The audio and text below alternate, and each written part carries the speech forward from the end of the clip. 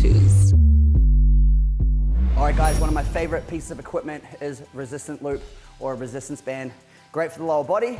And here's an exercise you can do at home. I'm gonna stand in the middle, feet slightly narrower than shoulder width apart. I'm gonna get my elbows up underneath it. Now I can open it up. What normally looks like a thruster, chest is up, booty's back, drop it down, and press. Side on, throw my booty back, drop it down. 10 of those, you'll be burning. Guys, this is so versatile. Upper body, lower body, you name it.